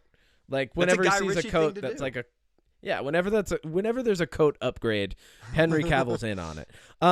So then he's like, I got to go get this guy Appleyard or whatever, and they're like, but he's in Nazi prison, and they're like, well, you'll let me figure that out. Like, and I honestly feel like Henry Cavill's nonchalant delivery in this makes the movie bearable, because if he was any bit dialed up like any of the Expendables movies or anything like that, I would have hated it the entire way. I've been like, this is so bad. But and so I saw this with Bryce Snyder, my good boy, my man. We're hanging out tomorrow at his church, but he and I, when we saw this movie, we were both kind of like just giggling to ourselves and like laughing and having a good time. I do have one criticism about the very opening scene of the movie. Why does that can of kerosene have that much kerosene in it? Like, that was an obscene amount of like the scene kept going, and that guy's like dumping kerosene on the boat, and then like he's like dumping them on Alan Richson's shoes, and I'm like, oh wow, yeah, that was a lot of kerosene. He got the whole front of the boat and the shoes, and then he just keeps going. And he walks to the back. Yeah, and I was like, how much kerosene is in this goddamn infinite can? ammo, like, infinite kerosene. Yeah, like I said, cheat codes everywhere. So then they have to go get this Appleyard guy so that they can do they can do espionage things off the coast of what is it? West Africa. Yeah, West Africa. On some island off the coast of West Africa. And then Winston Churchill is, he's the big guy who's assigned it because it's World War II and it can't be a British film without Winston Churchill in it. Yeah. Yeah, like, and some of it, like I said, feels like kitschy and campy. And like, I'm like, of course it's Winston Churchill. They should have got Gary Oldman again to play Winston Churchill. That would have been great. I would have accepted. What would have been funny is like, just have the contact be Cary Elwes. Like, just have him be the guy. I mean, yeah. Why does it have to be Winston Churchill? You don't even have to show Winston Churchill in the movie. You could just say, show him at like, the end. You could even give him a throwaway line that would have been better, where like they're like, is this job coming down directly from Churchill? And he's like, I can neither confirm nor deny. Like, whatever it is. Well, I mean, like, I would have been more interested if it was just Cary Elwes' character. There would have been totally more agree. stakes there. I think at the end, spoilers again, but at the end when they go to prison and then they get released, if Winston Churchill had showed up at that moment, like he walks around the corner and then like he just like looks up and it's like, Winston Churchill's here, and then just like is ends, here, like an Avengers moment. yeah, that would, or well, I think like if he showed up and like even just doing that final scene would have been enough. But like Cary Elwes' character, because it's Winston Churchill who's giving the mission, like when there's that tension later in the film that's like, oh, you might be ousted from government. It's like, well, I know he's not. Once again, it's the same thing that a lot of these movies run into. The tension is destroyed by the plot armor of the character. Well, it's a true story too. So I mean, yeah. So like but it's based on a true story, right? No, that's so exactly it's how not it happened. That's exactly how it happened. Oh, that's 100% how it happened. Yeah, I see both sides. Let's steal the Nazi boat. Also, that is not 100% how it happened. Did you see their pictures at the end of the movie? That guy is not as big as Alan Richson. Nah, spot on. That guy was like the guy Hans Dimmer or whatever his name is. Hans Dimmer instead of Hans Zimmer. Whatever his name is, the Hans guy that Alan Richson plays. Like his character, like that guy was way smaller in real life. Yeah, he was not that big. But I think it's good that they cast these people this way. I think it's good that the action is like very just like straightforward. There's not a ton of like, we're pinned down against unsurmountable odds. Like when all the Nazis are coming out later in the film to like shoot at them, they're kind of like they're on the boats and they're still going away, so it's very like realistic, and the Nazis are they're firing all willy-nilly at the boats. The other thing I don't like though is that like one guy is the only guy who gets like shot in the arm, kind of, like there's so much that happens in the movie where I'm like okay, this is interesting and different, but like at the same time like it felt like cheat codes, like the characters are invincible, Yeah. Like, so anytime anything bad happened, I'm like, they'll get out of it. Yeah, I think my least favorite part of this movie was how it kept cutting back to the people on the island that were undercover trying to get in with the Nazis. I think that was I would have rather have just seen just conversations with all the main characters on the boat just chatting. I would have preferred that over cutting back to the undercover on the island stuff, because it was just like, where it's going the entire time. You know how it's going to play out. Like when she shot him in the head and they end up escaping and getting on the boat, like I wasn't surprised. I was waiting for her to shoot him the entire time. Like I never once thought that her or the other guy she was with were ever in any real danger. Yeah, and like, and then like the next scene is like, they're like, we gotta go, we gotta leave them, and they're like, no, hold on. Yeah. But here's what's funny about that scene, is like, even if they had taken off at the low speed that they were going, that other boat would have caught up to them in seconds. Like, like they made it seem like it was like, oh, we'll lose them if we leave now. Like, it's like, no, you won't. That boat's so much faster than you guys. Yeah. I do like how things kept going wrong. You know, like, I like that it wasn't just one thing that went wrong. It was like, this is going wrong, so it's going to take more time. Oh, the boat's reinforced, so we can't really sink it anymore. You know, like, there's a lot of stuff that happens in that movie that, like, I was like, okay, that's kind of cool and a little more realistic than some of these other movies. But then at the end, like, they turn the boat over. The British guys are like, you're arrested anyway. Then Winston Churchill comes in. He's like, you work for me now. And then he says the title of the movie, right? He's like, a Ministry of Ungentlemanly Warfare. Like, I was like, he did the thing. And then the movie cuts to black and it says, the Ministry of Ungentlemanly Warfare will return in the Avengers Part 5. 100%. Yeah. It's that feeling. Like, and you can tell, like, they didn't know if it was going to, they're like, we're hoping for a sequel if enough people see it. And I would watch a sequel of this, though. Here's what I think's gonna happen. I think this is gonna get like a streaming sequel. I think it's gonna get like a Netflix like the sequel, Gentleman kind of thing. or like a Prime sequel. It's gonna get something on a streaming service where like they're just gonna throw money at it, and it's just gonna get made, and it's not gonna matter the quality. You know what? That actually could happen because I think Netflix has a deal with Guy Ritchie because they have a lot of his movies, but also The Gentleman became a show. That's a Netflix original. Yeah, I on a tier of Guy Ritchie films, I rank this more toward the swept away side than toward like the Snatch, Lock, Stock side. You know, like Snatch, Lock, Stock, The Gentleman, like those movies are of a caliber, right? This one is kind of like it's leaning down toward the lower side of what he's done. Really? I love a lot of Guy Ritchie stuff, but like I would put it like around the same area that I put his Aladdin. And then beneath that, like, the King Arthur movie that he did with Charlie Hunnam. Then beneath that, Swept Away, that horrible movie that he did with Madonna that, like, nobody should ever talk about. Yeah. Yeah, I got to be honest. I think I enjoyed this movie more than you because I would put this up there with some of my more favorite Guy Ritchie films. Like, the movie itself isn't perfect, but I really like the way it's executed, and I enjoyed how silly it was. Yeah. Well, the reason I say lower is because Guy Ritchie only has so many films, and like, so like the top ones, in no specific order, but like Lock, Stock, Snatch, Revolver, The Gentleman, Rock and Rolla, like those are the top, right? And then everything below that is like either okay or less than that. See, I would say there's a mid-tier. This one, Aladdin, like. Well, because I would do a mid-tier of Guy Ritchie films, and I would put Wrath of Man, the first two Sherlock Holmes, this movie. Like, I would put those, like, in a mid-tier. The first two Sherlock Holmes would be above this, for sure, in my mind. Yeah. I mean, they're better movies. I'm just saying in terms of Guy Ritchie. For sure. In terms of Guy Ritchie films, like, that's how I would tier it. An ABC, if you will.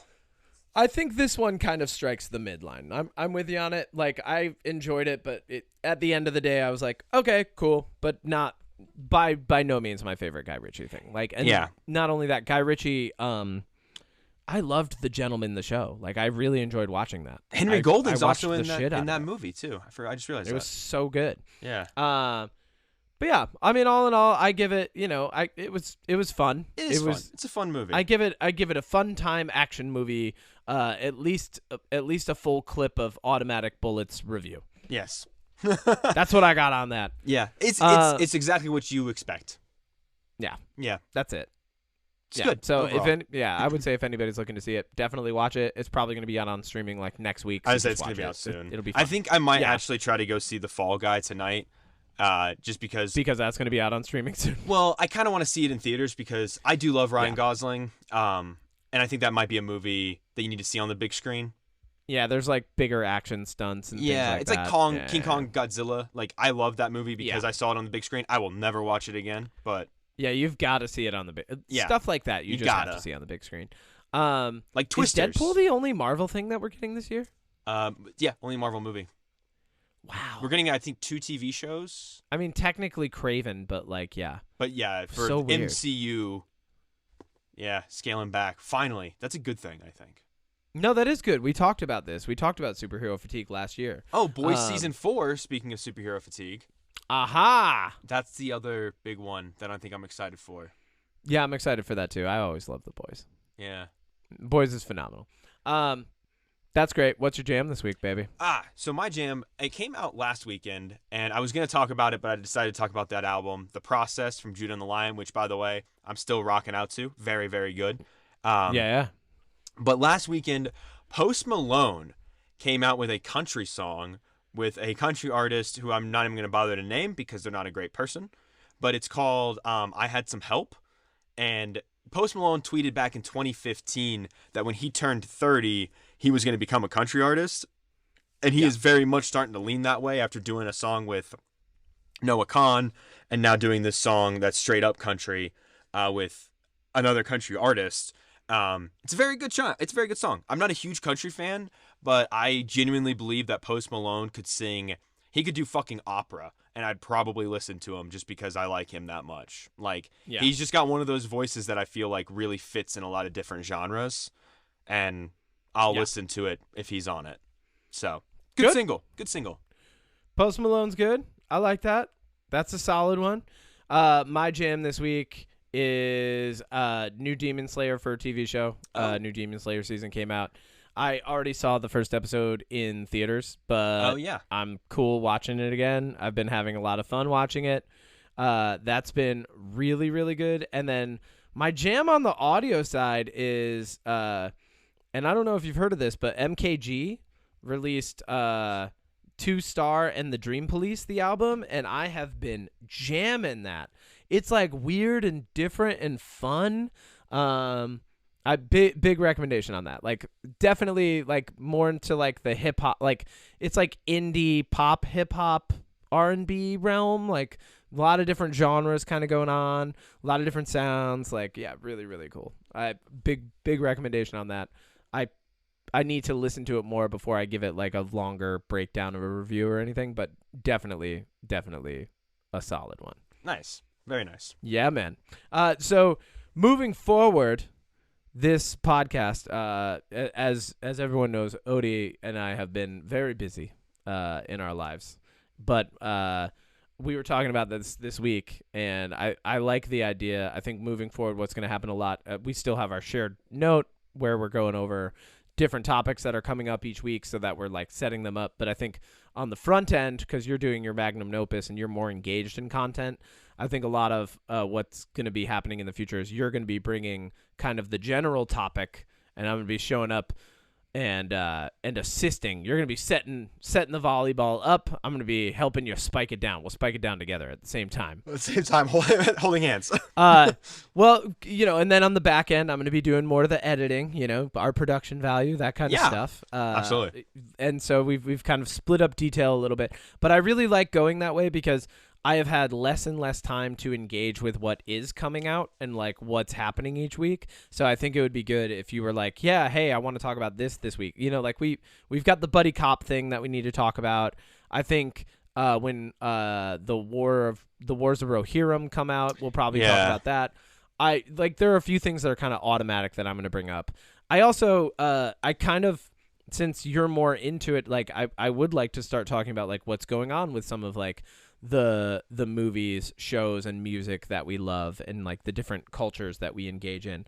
So I like the idea of, like since you're dialed into that more, having you text me and be like, oh, hey, this happened this week and we should talk about that. And I think that would be cool because that gives me, a chance to kind of get the overview, listen to what you have to say about it, and then we can actually have a conversation about it, Definitely. I'm down. Yeah. So I think that's a good structure going forward. This is the end of season 2 of the season Unpop 2 podcast. Thank you for listening. We're in the hole. We're in the hole. I'm still a sleeper agent. Don't know what I'm supposed to do yet, but we're just you'll find out. We're waiting for Mother Russia to dial in and tell me what I'm supposed to be doing in this country. Give you a text. Yeah. Shoot you a text. Either easy that to or like overthrow either government. that or they've given up on me. your favorite abandoned sleeper agent They're like, in the United actually, States. he's a lost cause.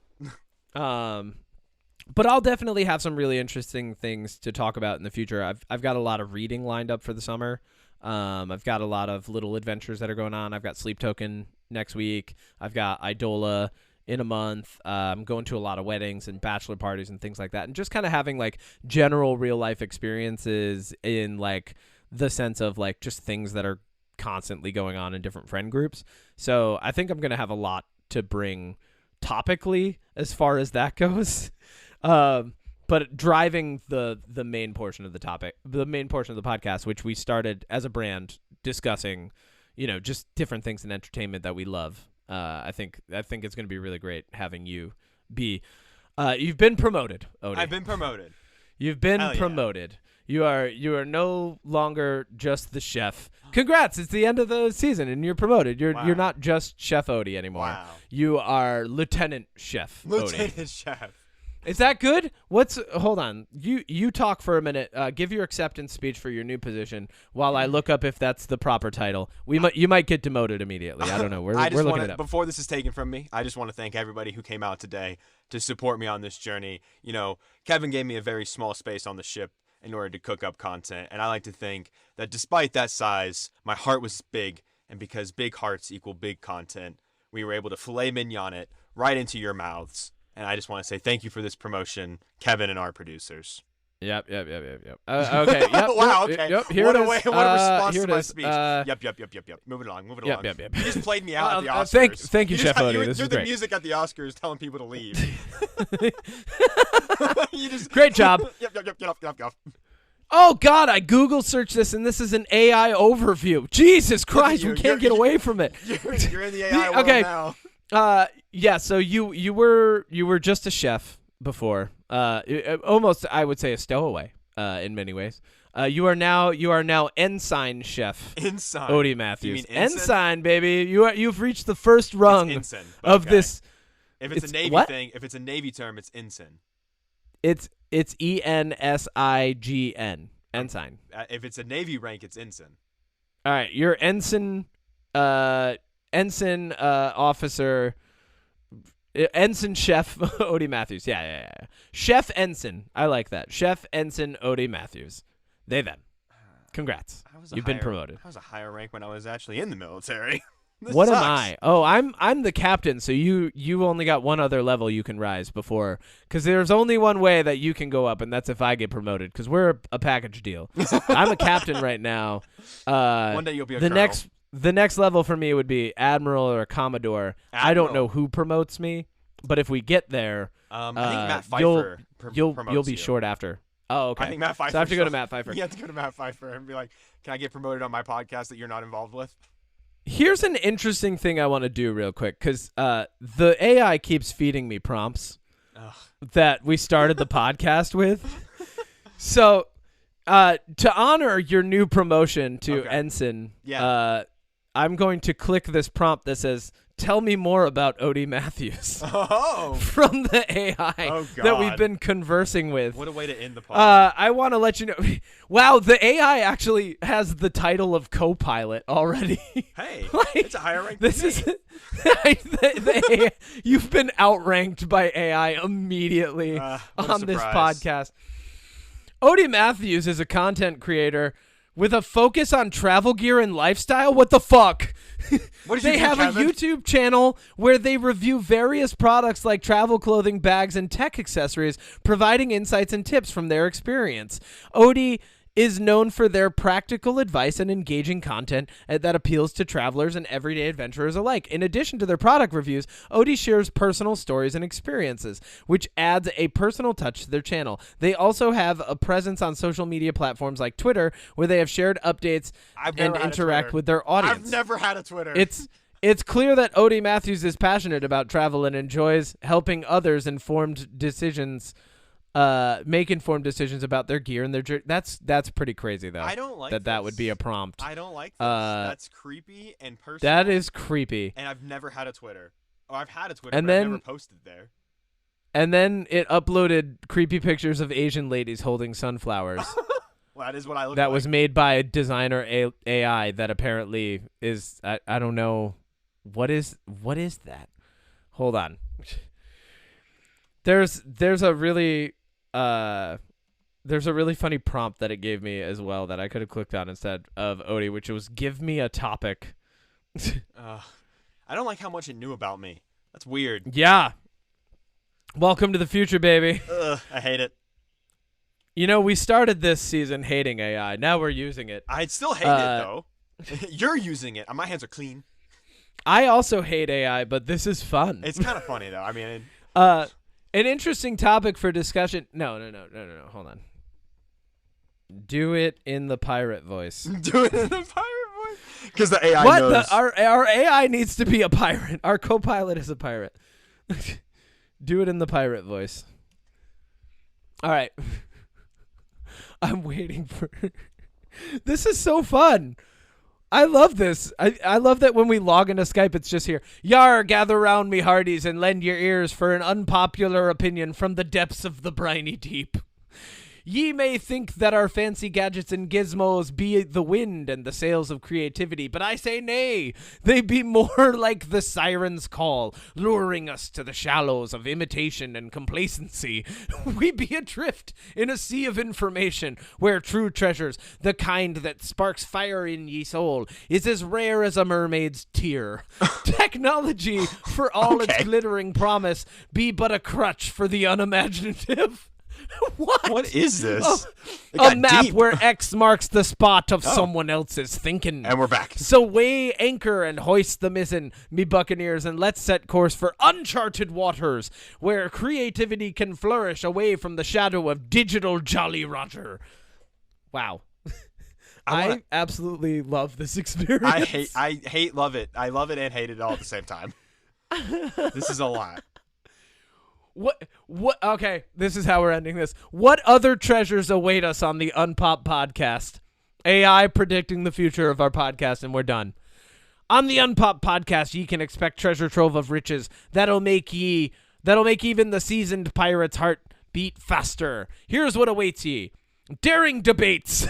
We'll be crossing swords over the most controversial topics, challenging the status quo and navigating through a stormy sea of public opinion. Mm-hmm. Hidden gems.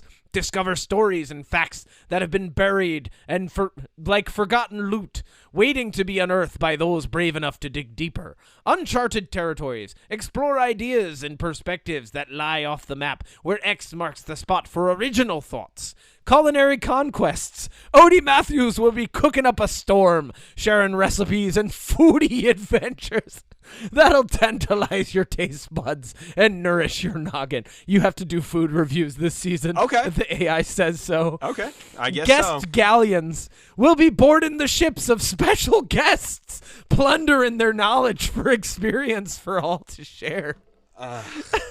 Salty surprises. Expect the unexpected, as we've got a hold full of surprises that'll keep ye on the edge of your seat.